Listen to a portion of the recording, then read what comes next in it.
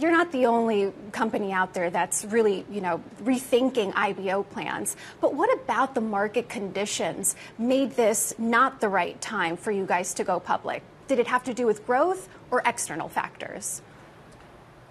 Well, the market definitely hasn't helped. We've been waiting for an opening for the past 3 years. We filed our first S1 back in late 2021. And as you know, 22 and 23 were tough years. We thought 24 might get better. There was some slight improvements, but as we entered 25, we've continued to see market conditions to be pretty choppy. There's a lot of change going on. There's a lot of adaptations that are happening. And, we have been on file for almost 3 years, and it's had become a bit of a distraction to continue to file every quarter. And since the near-term prospects of going public seemed a bit remote, we decided to postpone. We've reported that some other late-stage startups are facing a cash crunch as they postpone plans to IPO, some of them having to go out and raise cash again. And they're finding a more skeptical group of venture capitalists that are more unwilling to give them additional cash at that stage. What does this mean for your future funding plans? Will you have to tap VC cash again at some point this year? No, we don't have any plans to raise any capital. We have been seeing, the fundamentals of the business continue to be very, very strong. So just to give you a sense of where we are from a business standpoint, last year we ended 2024 with a little bit over $950 million of revenue, up from 150 back in 2020. So the business has grown over 6.5x in the last 4 or 5 years. It's been profitable since 2021. We've been EBITDA positive for the last 3-4 years now. And we have a very strong balance sheet with over $250 million of cash. So thankfully, we don't have to go out and tap into the markets. But I agree with you, the markets have been more challenging recently for late-stage startups. In our case, we're just going to be focused on the fundamentals, for the next few years. Right. And hoping that the markets will be more receptive and a bit less turbulent, in maybe 2 to 3 years from now. And you want to be making more investments in the business while you remain private. Where, Andre? Well, we still are early, frankly, in this market. We're excited about the growth and the numbers that I shared with you. But when you think about the size of the opportunity, Carolyn, you know this market quite well, and the opportunity is really very, very large.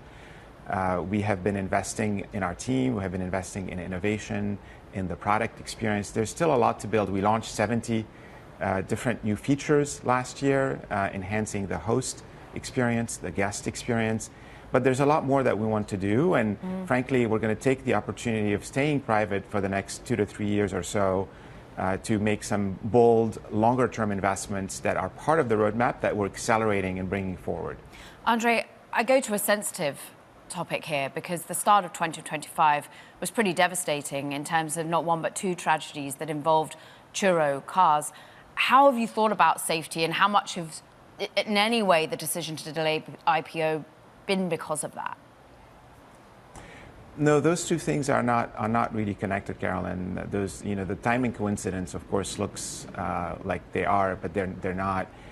Yes, the start of the year has been extremely tragic for us. As you mentioned, there were the events of January 1st, the attacks of January 1st were made with 2 Turo vehicles. We've been very focused on understanding what's going on and looking inwards to our trust and safety over the last 2 months now. As I indicated, back in early January, we ended up, of course, doing a lot of investigating internally, cooperating with investigators externally.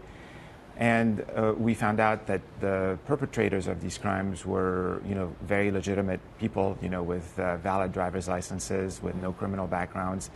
And so our trust and safety system that we built over the last 13 years actually performed as planned. However, we did want to take a look at everything. When such a tragedy strikes, you have to relook at everything, and we did. And one thing that I wanted to mention is that we're launching at the end of this quarter a new way for our hosts to signal any concerns that they have with public safety. So today, our hosts can always cancel a trip if they're feeling uncomfortable with anything that's going on. Right.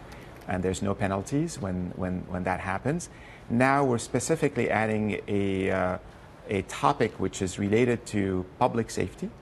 And not only will be able to enable our hosts to cancel these trips without any penalties on their track record, but also we'll be connecting them with a hotline of specialized representatives that will be able to support them while they're dealing with something that might be stressful. That's great. So we're making this change. We think it's important for us to be standing behind our hosts and supporting them whenever they feel anxious about something that looks like a public safety issue. Okay.